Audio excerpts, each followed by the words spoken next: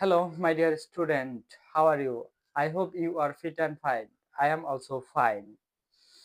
This is my first class. So, আজকে আমি তোমাদের সাথে ক্লাস 9 এবং ক্লাস 10 এর গণিত বইয়ের প্রথম অধ্যায় নিয়ে আলোচনা করব এবং বাংলা ভার্সনের জন্য প্রথম অধ্যায় যেটা দেওয়া আছে বাস্তব সংখ্যা এবং ইংলিশ ভার্সনের জন্য যেটা দেওয়া আছে রিয়েল নাম্বার। এখন আমরা দেখব বাস্তব সংখ্যা কি। বাস্তব সংখ্যা হলো যে কোনো নাম্বার লাইক 1 2 3 4 এবং 0.1 দশমিক বা পয়েন্ট, এটাও হতে পারে বাস্তব নাম্বার। মানে যে আমাদের গণিত করার জন্য বা অঙ্ক করার জন্য যে সকল নাম্বার আমরা ব্যবহার করি সবই বাস্তব বা রিয়েল নাম্বার। ওকে, এখন আমরা দেখব বাস্তব সংখ্যার শ্রেণীবিন্যাস। এই বাস্তব সংখ্যার শ্রেণীবিন্যাস অনেক ভাগে ভাগ করেছে। প্রথম যেটা আছে স্বাভাবিক সংখ্যা। স্বাভাবিক সংখ্যা ন্যাচারাল নাম্বার, এটা ইংলিশ ভার্সনে বলে ন্যাচারাল নাম্বার আর বাংলা ভার্সনে বলছে স্বাভাবিক সংখ্যা। স্বাভাবিক সংখ্যা সাধারণত 1 2 3 4 সকল নাম্বারই স্বাভাবিক সংখ্যা। এই স্বাভাবিক সংখ্যাকে আবার দুইটি ভাগে ভাগ করেছে। একটা হলো মৌলিক নাম্বার। মৌলিক নাম্বারটা হলো 2 3 5 7 এগুলা হলো মৌলিক নাম্বার এবং আরেকটি নাম্বার হলো যৌগিক নাম্বার। যৌগিক নাম্বার হলো 4 6 8 9 10। আরো অনেক নাম্বার আছে, এগুলোকে একটা মৌলিক নাম্বার যেটাকে ওই নাম্বার ছাড়া অন্য কোনো নাম্বার দ্বারা ডিভাইডেড করা যায় না, এবং যৌগিক নাম্বার যে নাম্বারগুলোকে অন্য নাম্বার দিয়ে ডিভাইডেড করা যায় সেগুলোকে যৌগিক নাম্বার বলে।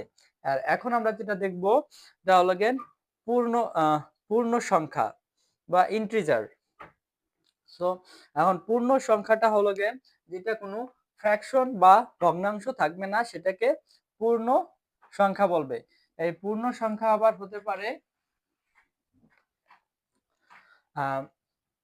0 থেকে 1 2 3 ডট ডট ডট ইত্যাদি, দেন -1 -2, আরো অনেক নাম্বার হতে পারে। এইগুলো সবগুলোকে যেখানে কোনো ভগ্নাংশ থাকবে না সেইগুলোই পূর্ণ সংখ্যা বা ইন্টিজার বলে।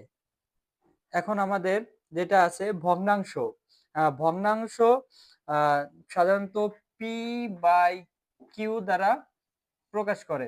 যেমন যদি আমরা এটা সংখ্যা দ্বারা প্রকাশ করি 1/2 3/4 দেন 5/2, এই সবগুলো হলো ভগ্নাংশ।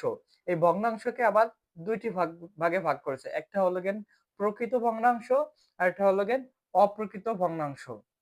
সো প্রকৃত ভগ্নাংশ 1/2 3/4, অর্থাৎ উপরে ছোট নাম্বার এবং নিচে বড় নাম্বার, এটা প্রকৃত ভগ্নাংশ বলে। এবং যেটার উপরে বড় নাম্বার থাকে এবং নিচে ছোট নাম্বার থাকে এটা অপ্রকৃত ভগ্নাংশ বলে।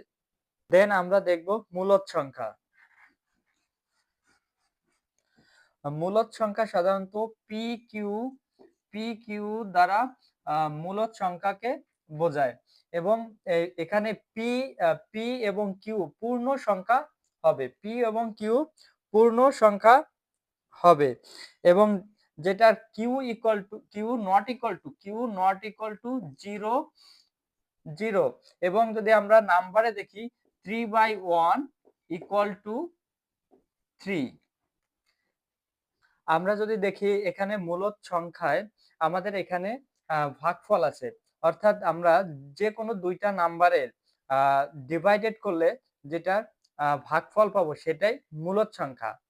যেমন আমরা যদি উদাহরণ দেখি 11 ডিভাইডেড 5, এখানে যদি ডিভাইডেড করি তাহলে 2.5, এখানে দেখা যাচ্ছে দশমিক আসতেছে কিন্তু বাট আমাদের এখানে ভাগফল আছে, অর্থাৎ আমরা যেটাকে ভাগ করা যাবে সেটাই মূলদ সংখ্যা। এখন আমরা দেখব অমূলদ নাম্বার বা অমূলদ সংখ্যা। অমূলদ সংখ্যা হলো গেন এখানে আমরা যদি ডিভাইডেড করি তাহলে এখানে একটা অসীম নাম্বার থাকে, মানে এটা পয়েন্ট আসবে কিন্তু এটা শেষ হবে না। যেমন আমরা যদি দেখি √3, √3 যদি আমরা অ্যান্সার দেখি তাহলে দেখা যাচ্ছে √3 1.32 আরো এখানে অনেক নাম্বার দেখা যাচ্ছে। এটাকে √3 কে যদি করি তাহলে এখানে আরো অনেক নাম্বার আসবে। আবার অথবা যদি √2 কে করি, √2 ইকুয়াল টু 1.41412 ... আরো অনেক নাম্বার আসবে। অর্থাৎ এখানে দেখা যাচ্ছে অমূলদ নাম্বারটা হলো গিয়ে যেটার ভাগফল অসীম থাকে সেটা হলো গিয়ে অমূলদ number. Okay my dear student, শেষ পর্যন্ত আমার ক্লাসে থাকার জন্য ধন্যবাদ। আর বাকি টপিক নিয়ে পরের ক্লাসে আলোচনা করব। ততক্ষণ তোমরা সবাই সুস্থ সুশরীরে থাকো। ধন্যবাদ সবাইকে।